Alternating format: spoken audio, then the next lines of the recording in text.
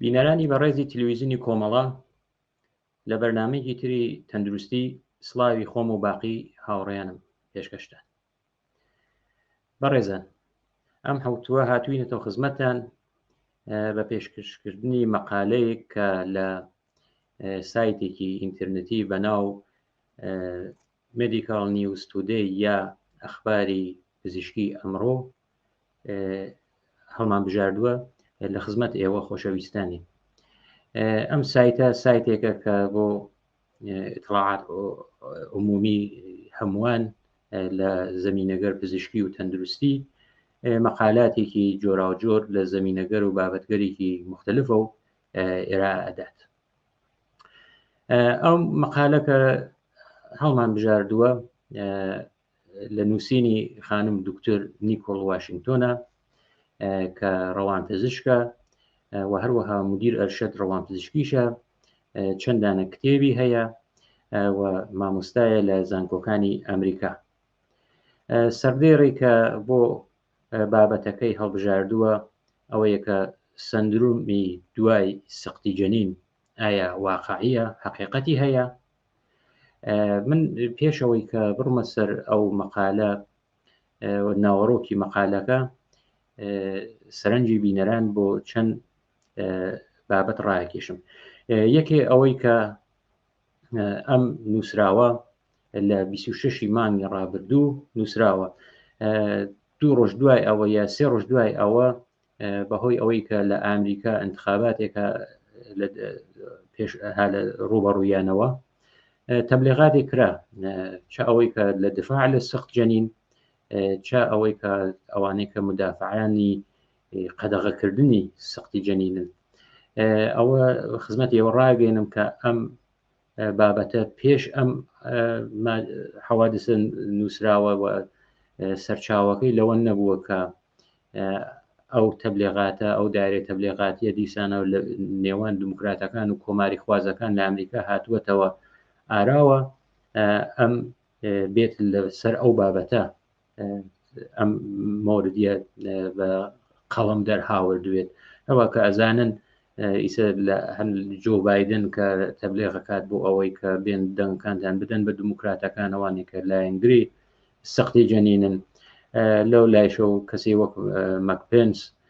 کە مەحافزەکارێکی مەسیحیە لە حزب جمهوریە و هەروەها لە ماوەیشە لەگەڵ یەکێ لە ئۆپۆزیسیۆنەکە خۆی بە تەنیا ئاڵتەرناتیو لە داهاتووی ئێران ئازانێت ئەم مدافع سەر سەختە قەدەغەکردنەی سەخت جەنینە، لەگەڵ ئەویشە کە ئەوانیشە کە ڕوانگەیەکی ئیسلامیان ڕوو بە کۆمەڵگە ملاقاتیان بوو. دوو شتێکە من عەرزی خزمەتان کەم کە ئەو ناوەسە کە دایان ناوە لە زمانی خۆمانە، ئەوەی کە بە سەختی جەنین یا بە لە ناوبردننی منداڵ ناوزەت کراوە. لە ئەسڵە ئەگەر بەوەی کە ئەبورشنیان بۆ وتای ئەو کەلیمە لاتینیەکەی کە ئیسلاحەکەی کە لە ئەسڵە زوانی یونانیەوە هاتووە، ئەوە باشتر بوو، چون کات هەیە مناڵ لەبار ئەچێ، یانێ بە هەر هۆیەکەوە ئەوەی کە دایکەکە ئیشی سەخت کات یا نەخۆشینگەرێکی زەمینەی نەخۆشینگەرێکی هورمۆنی بێ، ئەو مناڵە خۆی ناگرێت لە ناوە چێت لەبارە چێت. ئەوە لەبار چوون زۆر زۆر جیاوازە کە بیت ڕیشەی ئەوە بێریت کە بە سەختی جەنین یا بە لەباربردننی مناڵ لە ناوێ وەک بازی لە نەخۆشینەکانی تر وەکو ئاسم کە یا ئاپاندیس ئەتوانرا ئەو ناوانە ئەبرشنی بۆ ئەم بەکاربن، بەڵام ئەوە نییە. پس بۆ ئەوەی کە بەحسەکە پەرت نەوێت، منیش مەجبورەن ئیژبارن لە هەر واژەگەرێ وەک سەخت جەنین یا لە ناوبردننی منداڵ کاڵکوەرەگرم. ئەو مەطلبیشە کە من عەرز خزمەتانم کرد لەژێر سەردێڕی ئەوە بوو کە سندرومی دوای سەقتی جەنین ئایا حقیقەتی هەیە؟ سندروم نەخۆشی نییە، سندروم لە پزیشکی یانێ مەجموعەیەک لە چەند نیشانە چەندانە نیشانە بە یەکە و ئەبن بە یەک دانە سندروم. نەسڵ ئەڵێن کەسێ سندرومی داونی هەست، ئەم نیشانەگەریە هەیە بە فەرز بۆ نمونە. موردی ترکە لە خزمەتی ئێوە ئەرزیکەم ئەوەیە کە بۆ سقتی جنین دیارە مۆزوعەکە پزیشکیە، بەڵام هەمیشە قانون خۆی ئەخاتە پای خۆی یەکێشێتە وەسەد دیارە بە پشتیوانی شریعەتە و دێتە بەرەوە بەرەنگار بوونەوەی و مقابلەیەک لەگەڵ ئەو ژنانە کات کە پێیان خۆشە خۆیان اختیار لەسەر لەشی خۆیان و ئەو ئەندام و کۆندامانەی کە ها لە لەشیانە وهی خۆیانە خۆیان تەسمیمی لەسەرا بگرن، بەڵام تێن بەربەرەکانیان لەگەڵاگرن، قانونیان بۆ داڕێژن. زیاتر ئەو قانونانەسە کە محدودیت بۆ ژن دانێژن وەکو ئەوەی کە فقط بۆ تەولید و بۆ وەسیلەیەکی ئەوەی کە زاد و وەلد کات، ئەوە لە نەزەراگرێت مەسایلێکی اجتماعی اقتصادی ڕەوانی ئەو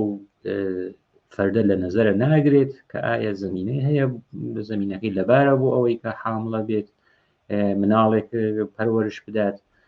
ئەوان بەس هەر ئەوە قانونەکانە کێشنەوەستەوە کە قەدەغەیانەکە. هەروە کەوتم ڕیشەی ئەم کەلیمە لە زوان یونانی و هاتووە، ئەگەر بە مێژووەکەیشی هەڵگەڕینەوە دیارە هەر لە مێژە بووە، ژنانێ بوون کە بە هەر هۆیەک و یارمەتی ژنانی تریان داوە کە ئەو کۆرپە لەبار بێت لە ڕەحمی ژنە. دیارە خەتەراتێکیش تووشی ئەو کەسانە بوو بە کە هەڵساون و ئەقدامیان کردووە بە لە ناوبردن یا سقتی جەنین. لە مێژووە لە وەرەقە تاریخیەکان ئەگەر بگەڕین ئەبینین کە بەهۆی ئەوە کە زانستی پزیشکی لەژێر ئەوەی کە یەک زۆربەیان پیاوان بوون، پیان خۆش نەبوو حرفەیەکتر بەناو مامایی بێت، یعنی ئەو پزیشکانە زۆربیان پیاو بوون و ئەو بوو پشتگیری لە قانونیان نەکرد و ئەو ژنانە پەنایان نەبر بە ڕەوشگەرێکی زۆر زۆر مەترسیدار و پڕ ئازار، وەکو ئەوەی کە بەکارهێنانی دەرزیگەرێکی درێژ یا وەکو قولاب و سووکێکە بۆ چلجنین بەکار ئەبرگێت، یا ئەوەی کە دووشی ڕەحمیان ئەگەر دووشی ڕەحم وەکو شلەمەنیگەرێکی خەتەرناک وەکو لیمو یا ئەوانەی کە حاڵەتگەرێکی ئەسیدی فرەقەویان بوو بەکاریانە هێنا کە ئەو مناڵە بتانێت لە بار بوات و دوای بیخات، یا ئەوەی کە مەوادێکی زۆر زۆر خەتەرناکی سەمیان نەخوارد. بەو هۆیەوە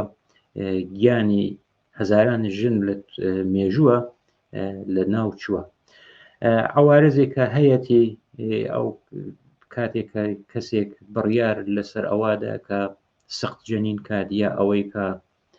ئەو ئەبرشنە یا ختم حامڵێکی ئیعلام بکات، ئەوەیە کە ئەتوانێت لە خوێنبەربوون بێت، تاو لەرزە، عفونەت و ئیلتیهابە، کە ئەمانە عوامڵێکن کە هەزاران هەزار ژن گیانیان لە دوای ئەوەی کە هەڵساون بە ختمی حامڵێکی یا سقتی جەنین گیانی خۆیانیان لەدەستاوە. ئەگەر هاوڕێی هاوکارم وێنەی ژمارە یەکمان پێ نیشان بدات، لەم وێنە لە ماوەی زیاتر لە 100 ساڵی پێشوو ئەو شوێنانەی کە ئەبینین لەم گۆی زەوینەکە بە ڕەنگی شین دیارە ئەو وڵاتانن کە شێوە قانونیەکە دراوە بۆ لەباربردنی منداڵ یا سقتی جەنین، یعنی ئەوەی کە ئەگەر کەسی بڕیار بدات کە مناڵەکەی خۆی لەبار بوات، مەراکزێکی دەرمانی مجاهز پێشڕەفتە بەوەی کە گیانی ئەو کەسە لە خەتەرە نەبێت هەیە و ئەتوانێت ئیقدامکە. دیارە ئەوەی شەکە بە ئاسانی بەدەست ناتوە، بە خەبات و مبارزەیەکی ڕۆژانەی بە تایبەت ژنان کە لەسەر شەقام و اعترازاتێک گەورە کە هەم بە قانون هەم بە شریعەت کردویانە بەدەست هاتووە. لەم وێنە چەند ڕەنگی جۆرا و جۆرە بینین بۆ وێنە ئەگەر ئێرانیش ببینین لێرە بە ڕەنگی سوور نیشاندراوە، لەوێ وە هەیە کە بەڵێ سەقت ئەکرێت، بەڵام بەس بۆ ئەوەی کە گیانی دایکەکە نەجات بدرێت. مەبەست ئەوەیە بە فەرز دایکێک ئەگەر هەر هۆی کە ئەو جەنینە لە ناو ڕەحمیە بمرێت، ئەگەر مەترسی خەتەری لەسەر دایکەکە بێتتر ئەوەی کە کورتاژە کرگێت دەرتێت ئەو جەنینە ئەکێشنە دەرەوە ئەوە نەبێت کە لە وڵاتێکی وەک ئێرانە و شتە قانونیە ئەو کارە لە مەراکزێکی مجهز دەرمانی ئستریل بێداشتی کردی ئەوە وان نییە. هەروەها بینین بە وڵاتانێکی وەکو مسر یا عێراق کە ڕەنگی ڕەشیان هەیە لەوێ هەموو شێوەکەی قەدەغەیە یان حتاکە دایەکی کیش گیانی لە خەتەرە بێ کۆرپەکە گیانی لە دەستداوێ کوتاشکردن یا قەدەغە یان شتەکە ئیجازیان نییە ئەو پزیشکانە ئەو کارانە بکەن. دیارە بۆ ئەوەی کە گشتگیر بێتەوە ژنان بەتایبەت پیاوانی بەرابەری تەڵەبیش لەگەڵ ئەوانە ڕێگەی دوور و درێژیان لە پێشە هێشتا هەروەها کە لە سەرەتای بەرنامەکەیش ئیشارەم پێکرد وەکو هەڵبژاردنێکە لە داهاتوو هەیە لە ئامریکا حتا سناتۆرەکان و حیزبەکان لەسەر ئەم بابەتە کاری تەبلیغی خۆیان نەکەن. بەڵام واقعیەتی مێژوویەکەی ئەوەیە کە ئەو بڕیارە هیچ ڕەفتێکی بە قانون نییە. ژنان حەقی خۆیانە کە مدیریەتی لەش و کۆندامەکانی لەشیان بکەن، نە قانون نە شەریعەت نە کەسی ناتوانێت بڕیاریان پێ بۆ بڕێتەوە کە حەقیان هەیە یا حەقیان نییە. کەسێکە لەباری اقتصادی لەباری اجتماعی لەباری ڕەوانیە ئەو لە خۆی نابینێت لە خۆی نابینێت کە شرایطەکەی مساعدە بۆ پەروەرشتانی مناڵ ئەو حەقی هەیە کە خۆی بڕیار بدات کە ئەو جەنینە ئەبێ سەخت بکرێت و حتممەنیشە ئەبێ لە شوێنگەرێکی دەرمانی مجهزەکە وتم کە دەژێ نەزەر پزیشکە بێت خەتەری گیانی نەبێت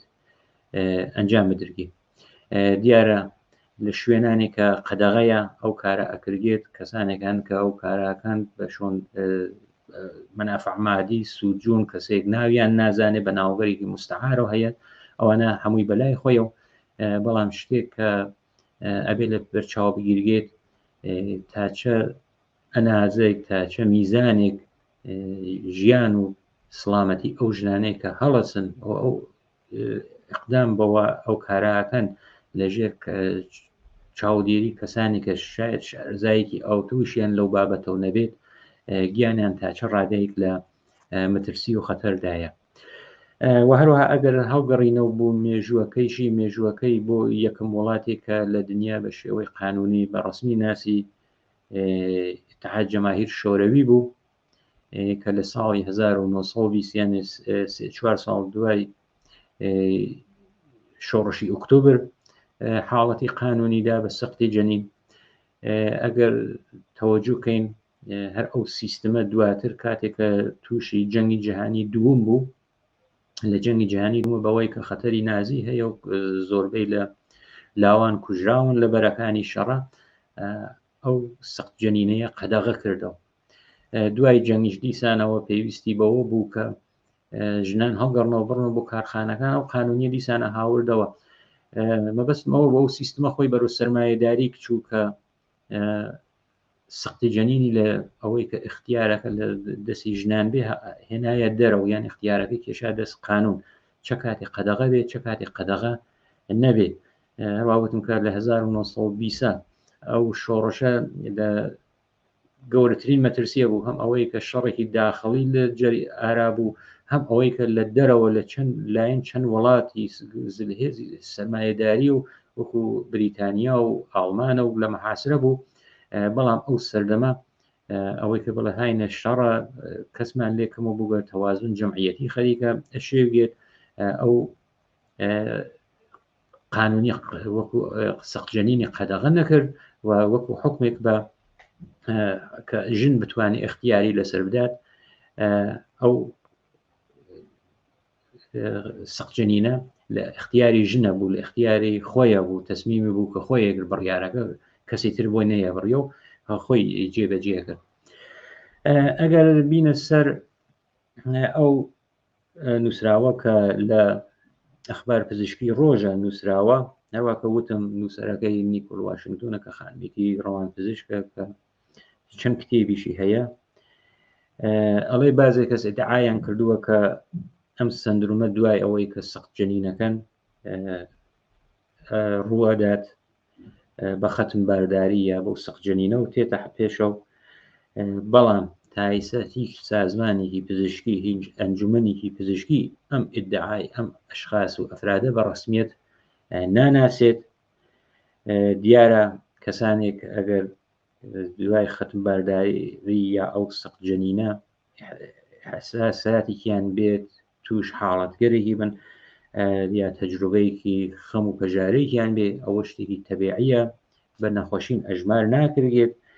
بەڵام ئەوانەی کە تەرەفداری سندرومی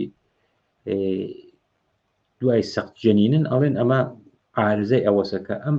ئەڵێ ئەنجومەنی ڕەوان پزیشکی ئەمریکا کە APA هەیە ئیعلامەکات کە هیچ مەدرکێک بۆ ئەم سندرومە ئێرائەن نەکراوە کە بڵێن باشە ئەم دەلایل و ئیسپاتە ئەو دەلایلە کە ئێواڵێن عامڵەکەی ئەمەیە تایمە بین لەسەری قسە بکەیت. پێچەوانەکەیی سابت بووە کە ختمبارداری یا هەر ئەو لە ناوبردن مناڵە ئەتوانێت یارمەتی دەربێ بە سڵامەتی ئەو کەسە کە خۆی بڕیارەکەی داوە، ئەو کەسێک کە تووشی تەشویش و نگرانی و ئیسرا بووە تا بڕیارەکەی داوە دوای ئەو کە سەقط جەنین کراوە زۆربیان هەست بە شادمانیەکەن. ئێژێ بە هەر شێوەیەک بازێ لە گروپەکان بە ئەنگیزێگەر سیاسی و مەزهەبیە و ئەمڕۆ خەریکن تەرویجی ئەم بەحساکەن کە ئەم سندرومە هەیە، ئەم سندرومە دروستە بێت دوای سەقط جەنین. تێتە سەر ئەو باسە ئەم سندرومە چییە؟ ئەڵێ کە ئەمانە باوەڕیان وایە کە دوای ختمبارداریەکە تێتە پێشەوە بۆ سڵامەتی ڕەوان زەرەری هەیە، تووشی اختلالیانەکە وەکو نفرەت لە خۆ، خەموکی یا ئەفسوردگی.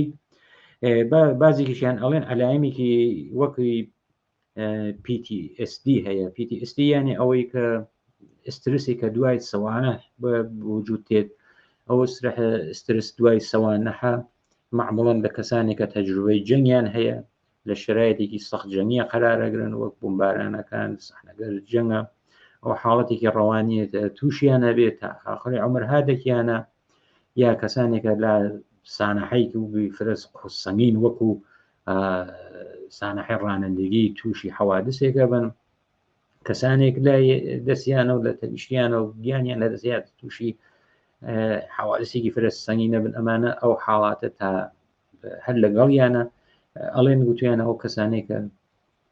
سەقتی جەنینەکەن تووشی PTSDش ئەبن. سازمانگەر گەورەی پزیشکی ئەم شرایطە کە ئەم کەسانەی کە مدعی ئەم وەزنە بە واقعی نازانن بە 5 دلیل، بە 5 هۆکار. یەکی ئەوەی کە تەیفێکی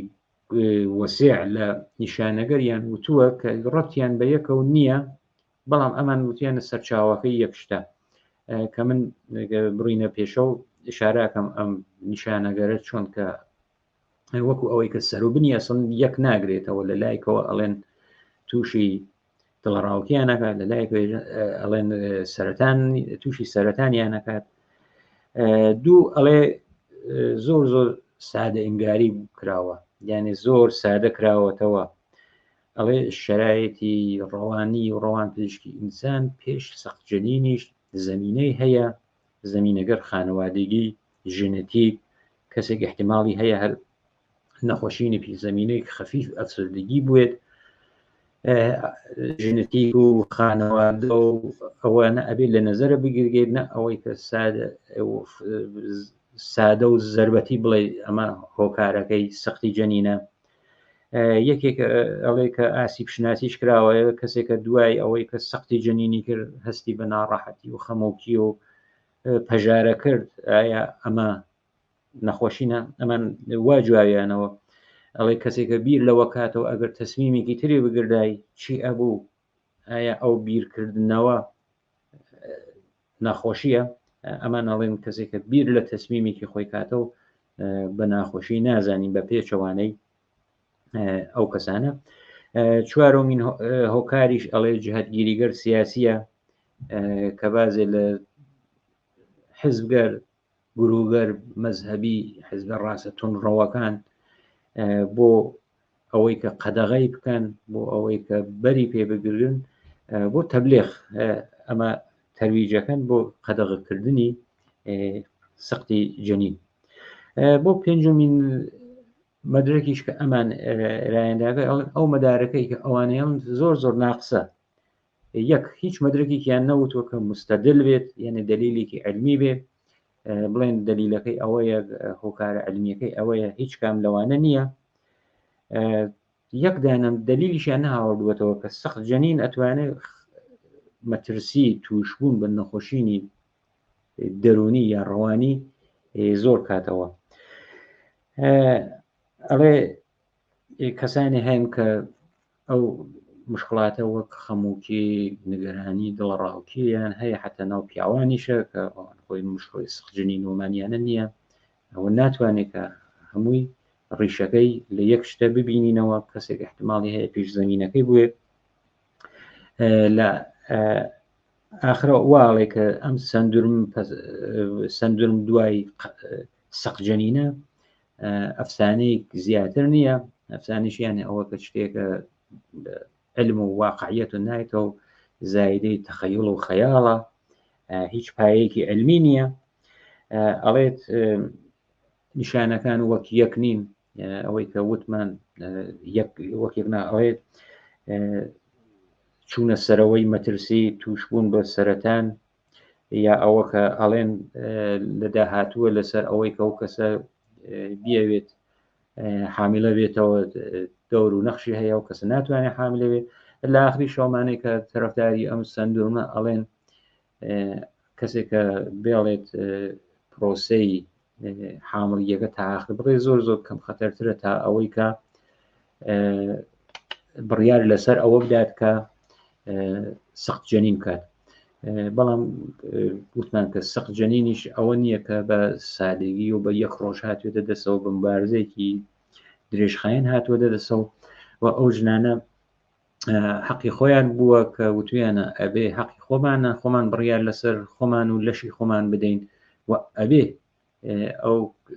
کارە کە سەختی جەنینە لە شوێنگەرێکی پێشڕەفتە مجهز دەرمانی کلینیک بێ، بیمارستان بێ، لەو شوێنانەی بگیرێت. دیسانەوە شارەی کردووە کە لەو دەلایلەی کە هەیە و ئەو کەسە واقعاً ئەمانە ناتوانین بڵین سندرومێکی واقعیە، نیشانەگەرێکی واقعیە، ئەوەیە کە پەنایان بردووە بۆ مەواردێکی تریش وەکو خەمووکی، دڵڕاوکێ، سووە مەسرەفی مەواد، خوازاری، ئەزیێتکردنی خۆت، دەرگیری معنەوی و مەزهەبی، گوناه و شەرم و ئەمانە. ئەڵێ ئەمانە هیچ کامی لەگەڵ ئەو شتانەی کە خۆیان ئەعلانیەکەن هیچ کامی لەگەڵ یەکە ناخوێنێتەوە، یعنی پایەکانیە زۆر دوورن بە یەکەوە. دوایەوە لە هەر لە درێژەی ئەم نووسراوە ئەڵێ خەڵکی دوای سەختی جەنین چه ئەحساسێکیان هەیە. دیارە مەبەستی ئەو کەسانەیە کە سەختی جەنین بە بڕیاری خۆیان ئەنجامیدەن، ئەڵێ ئەحساساتەکە ئەتوانێت جۆراوجۆر بێت، ئەتوانێت بە فەرز بۆ وێنە بەرخوردی خراوی کادری پزیشکی لەگەڵ ئەوانە لە کاتێکە کە سەختی جەنینی کردووە، ئەتوانێت دەور و نەخش خۆی ببینێت دوای سەخت جەنینەکە ئەو کەسە تووشی نەگەرانی بکە. و هەروە ئەمە متاڵعاتی خۆیانیان کە بە ئامار و شەواهد و ئراداگە هاوردووەتە پێشەوە. ئەڵێن لە ساڵی 2020 لە نێوان 843 دانە خانم کە 5 ساڵ لە سەخت جەنینیان گوزراوە، 95% ئەوان وتویانە کە تەسمیمەکەیان تەسمیمێکی دروست بووە، یعنی 5 ساڵ دوای سەخت جەنینەکەیان ئەمان چوون لەگەڵ یانە قسەیان کردگە ئەو بڕیارە کە داتان ئەو کاتە 5 ساڵ دەوە پێش عملی بوو، ئیحساس ڕزایەتانە 95% ئیحساسی ڕزایەتیان کردووە. و هەر ئەم ئامارە شوێنێکی تر نیشان ئەدات کە وەکو ئیرلەند لەوێ زمینەی فەرهەنگیەکەی کەمێ جیاوازە، ژنان لەوێ ئەو ژنانەی کە ویستویانە بڕۆن بۆ ئیقدامکەن بەهۆی ئەو فەرهەنگەوە لەوێ کە 2018 ئەو متاڵعەی ئیرلەندە ئەنجام گیراوە، ئەوان تۆزێ هەستیان بە شەرم و ئەوە کردووە بە هەستیان بە شەرم کردووە. بەڵام ئەو متاڵعی 2020 لە وڵاتێکی وەکو ئەمریکا بوو، یا ئەوەی کە ئەمانە ئەڵێن کەسانی کە تووشی سەختی جەنین ئەبن بۆ ئامار من ئەو ئارسڵەتەکەم واخەن وڵاتگەر هیچ ئامارێکی دروست نییە، بەڵام بۆ وێنە لە بریتانیا لە ساڵە 200,000 سەخجەنی نەکرێت، لە ئامریکا گەر هەڵم نەکردووە 1.5 ملیۆن سەخجەنی نەکرێت، ئەگەر بۆ حساوەبی 1.5 ملیۆن لە ئامریکا ساڵانە تووشی ئەم سندرومە بن کە ئەمانە باسیەکەن. ئایا شتێک لە جامعای لە سلامەت ڕەوانیەوە ئەو جامعە ئەمێنێت واقعاً شتەکە وان نییە، یعنی لەگەڵ علمە ناخوێنێت. ئەڵێ هەر متاڵعات ساڵ 2020 شرایطی بووگە کە ئەو ژنانە هەڵیان بژاردووە زیاتر شرایطێکی اقتصادی بووگە، بەڵام ئەوانەی کە باس لە سندرومەکەن هیچ ئشارێک بەوە ناکەن کە بۆ وێنە فشارێکی اقتصادی ئایا مشکلی ڕەوانی بۆ کەسێک بۆ کەسانێک دروستەکە یانە ئەوان بەس پەنایان بردووە بە ئەوەی کە ئەمە ڕەبتی هەیە تەنیا و تەنیا بە سەختی جەنین. مەبەستی ئەوەیە فشارگەر اقتصادی زۆر زۆر مەترسیدارن لەسەر سلامەتی ڕەوانی ئینسان، بەڵام ئەم تەرەفدارانی ئەم نەزەریە شتە غەیرە عیلمیە کە ئەمان باسییان کردووە هیچ پەناییان بۆ نابن. هەروەها وتویە شاید ئەو خەم و پەژارێکە دوای سەختی جەنین تووشی ئەبێ ئەو کەسە احتمالی هەیە کەسەکە خۆی بە هەر هۆکارێک ڕازی بوێت کە مناڵەکە دانێت لە زەخت و فشارە بووگە مەجبور بۆ کارە بووگە، ئەوە ئەتوانی یەکێ لە عوامڵەکەی بێت. لە نەتیجە گیریگەری کە لاخرە خۆی کردوویە ئەڵێت ئەوانەی کە دەستڕسییان نەبووە بە سەختی جەنین ئەتانن تووشی عەسەبانیەتە بن، شادی و شادمانی و ئارامشێکی کەمتریان هەیە، ڕزایەتی کەمتریان لە ژیان هەیە، تەشویشن مشەوشن، دڵ ڕاوکی و خەمۆکیش ئەتوانێت تووشی ئەوانە بێت. ئەڵێت حسی ناخۆشایەن ئەوەی کە هەست بەوە کات کە هەستێکی ناخۆشایەن بۆ کارە بکرێت، ئەمان چەند دلیلیان بۆ هاوردوێتەوە کە هەروە پێشتریش ئشاریان کردووتیان احتمالاً ئەوە بێت بۆ ختم بارداری ئەگەر تحت ئیجبار بوێت، یا ئەوەی کە اعترازاتی کە ئەکرێت لە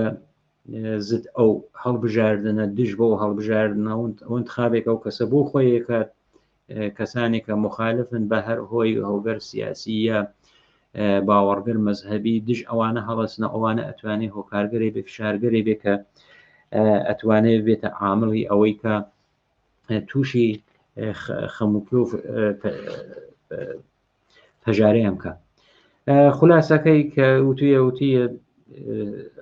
لەم نووسراوە ئەوەی وتووە کە ئەم سندرومە کە بەناو سندرومی دوای سەختی جەنینە حاڵەتێکی پزیشکی نییە بە هیچ عنوانێ. تاقیقاتێک کە جامعی پزیشکی کردووە هیچ کام یەکدانە لەم نیشانەگەر ئەم سندرومیشە بەدەست نەهێناوە. کەسانی هیچ بووبن کە پێشتر سابقە و اختلالاتی ڕەوانی و دەرونیان بووە، ئەوانە احتمالی هەیە کە ئەوەی کە ئەو سەخجەنینی کردووە پێشتریش تووشی ئەو مشکلاتە بوێت، یعنی ئەو کەم و کۆڕیگەریە لە باری ڕەوانیە بوێت. بۆ ئاخرین مۆردیش وا ئەڵێت کە کەسانی کە سەختی جەنینەکەن ئەبێ بۆ ماوەیەک تحت مراقبەت قرار بگرن، یان تحت مراقبەت هەم لەبار اجتماعیە و هەم لەباری اقتصادیە و ئەبێ تحت مراقبەت قرار بگرێت. ئەوەی ئەمریکا خۆی دوای چەندانە شوێن و ژمارە تەلەفۆنەوانی داناوە کە ئەگەر مشکڵێتیان بوو دوای ئەوەی کە نگرانیک بوو ئەگەر تووشی ناڕەحەتی و خەمێک بوو بن ئەتوانن دەکەوە مەراجعە تەماس بگرن. بەڵام هەرەوەی کە لە سەرەتای بەرنامەکەیشە من ئشارەم پێکرد ئەوەی کە ژنان بۆی خەباتەکەن بۆ پاراستنی گیانی ژنێک کە بڕیارە دات سەختی جەنین بکات، ئەبێ قانون پشتیبانیان بێت، لە مەراکزێکی دەرمانیە بێت، لە مەراکزێکە ئستریل بێت، زد و عفونی بێت، احتیماڵی هیچ جۆرە نەخۆشینێک نەبێت. بەپەی ئامارێکە ئیعلامیان کردووە ساڵانە زۆرتر لە 5 ملیۆن ژن بەهۆی ئەوەی خوێن بەربوون و ئەو شوێنگەرە کە قەدەغەیە تووشی ئەو خوێن بەربوونگەران مەجبورەوەن بڕنە سەر تەختەکانی خەستەخانە و بیمارستانەکان بەهۆی نەخۆشین و زیاتر لە 25,000 کەسیشیان بەهۆی ئەو عفونەت و خوێن بەربوونە گیانیان لەدەست هات و ئەوە بە حەقی خۆیان نەزانن کەسێک کە ئەو بڕیارە بدات ئەبێت وەکو قانون